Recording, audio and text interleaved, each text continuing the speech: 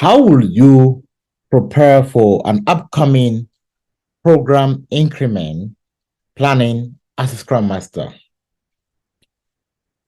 One of the most important activity within a safe environment is the PI planning, also called the program increment planning. And the Scrum Master has a very important role to play within that event to make sure that it is effective. A probable question you will always get if you are participating in an interview where the team is working in a safe environment is, walk me on what are the things you're going to do before every PI to ensure that your team is ready. In this video, I'm going to discuss 5 of them. Number 1, which I'm going to talk a bit about how you go about it, is to ensure that you take account of the plan and actual velocity, which means the work that your team committed to and what they completed. I'm going to explain a bit more on that. Number 2, now you conduct your capacity planning. Number 3, you liaise with the release train engineer to negotiate your capacity and at the same time seek for more information about the stories you're going to be working on. Number 4, ensure that you're facilitating problem solving, which is relentless improvement for your team. And number 5, you're double checking to ensure that all the facilities, the environment, and the tools that your team will be needing during the PI, they are good. All right. So let's go ahead and dive more deeper into why these are important and how are you going to go about this.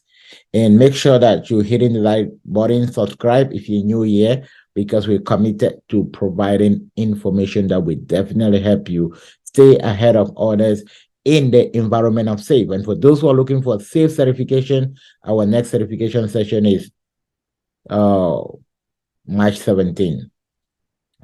Check the link below to enroll. Okay, let's get straight into our learning for today. So the first thing as a Scrum Master, which you do prior to every PI is, number 1, take account of the previous PI velocity. Why is that important? Remember, within the PI cycle, you commit to a particular amount of work based on your capacity.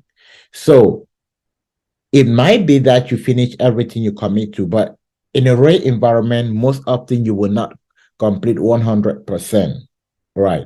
Now you need to evaluate what your team committed to and what they actually completed. So the difference is going to be what you're carrying over. So the reason you take note of that is because when you are negotiating your capacity for the next PI, you need to take into consideration what your team actually carry over. So when you're discussing with your ROTE, you'll be able to share with them about that and then kind of negotiate to see how you can prioritize that before the PI. In that case, if you don't do that, what's going to happen when you get into a current PI and they assume that you have full capacity, they might be bringing you a lot of work that you probably will not take. Now, the second thing, when you already have that idea, the visibility on what your team is carrying over, it also helps you to plan your capacity, which is the second thing you do. You plan your capacity. How are you going to plan your capacity? You plan your capacity by leveraging the capacity planning sheet. Now, the capacity planning sheet, some organization might already have a template which they're going to give you. Some would not have a template, and you need to create yours. Okay, what are the most important things you should ensure that you have in the capacity planning sheet? You have all the names of your team members. You also have if they are full-time or they are part-time working in your team, do they have 100%?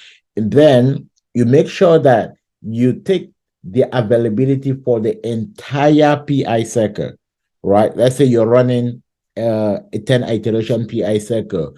Make sure that you take the availability and then make sure that you take all their vacation, because that's what help you to understand your velocity.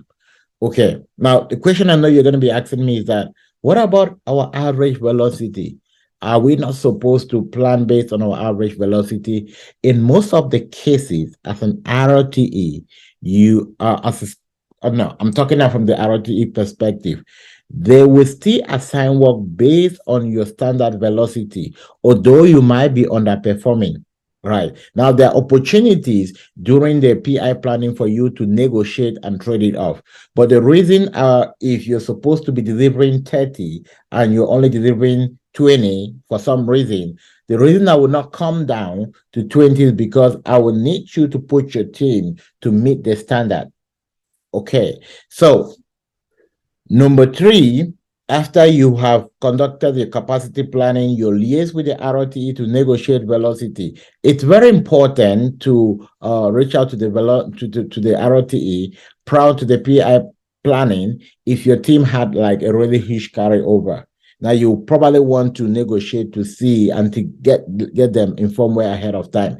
As a Scrum Master, what you also want to do, which is what many Scrum Masters don't do, is that during the sprint or during your iteration, you start documenting. There's a comment section under each story. That space is not just for your team members, development team members, it's also for the Scrum Master to start noting some of the challenges. Now, one of the best practices will be to create also a Confluence page where you can be able to input every challenge, limitation. If your team is rolling over story, go and write the story number, what actually caused them to carry over that story. Have it documented somewhere.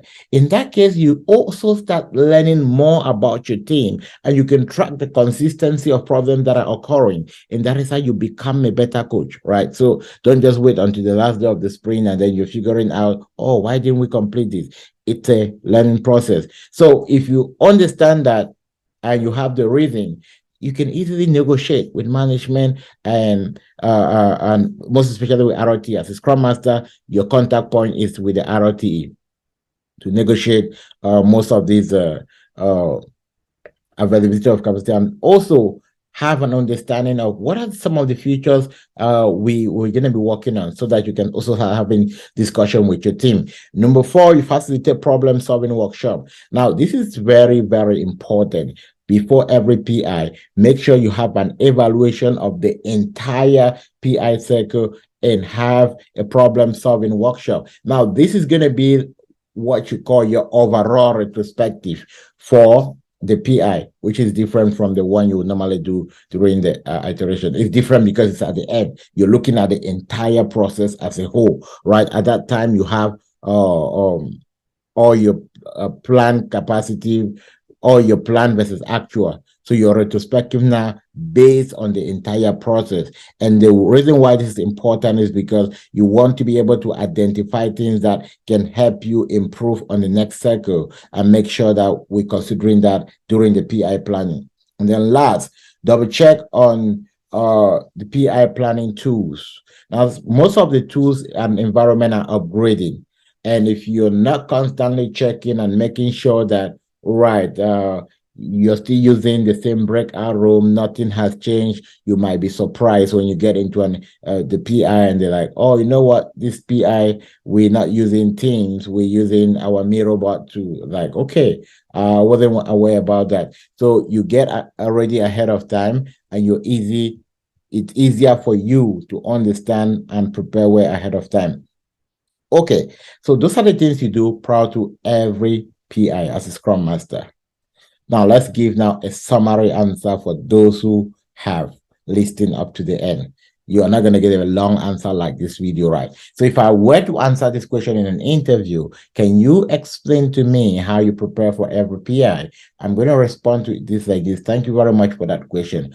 Prior to every PI planning, there are a couple of things which are very important to me as a Scrum Master. The first thing I want to do is that I want to understand the final velocity of my team. The reason why this is important is because if we have carryover, which most often we try to limit it, then this is going to affect what we can commit to in the next PI. So I always try to check about that. The second thing, I always conduct my capacity planning, know which of my team members are taking vacation and that before time. And that helped me to already start negotiating the workload that my team can do with the ROTE. And I also liaise with the ROTE to make sure that we can have an idea of what my team will be working on ahead of time. It helps us start getting ready and having high discussion at a very high level.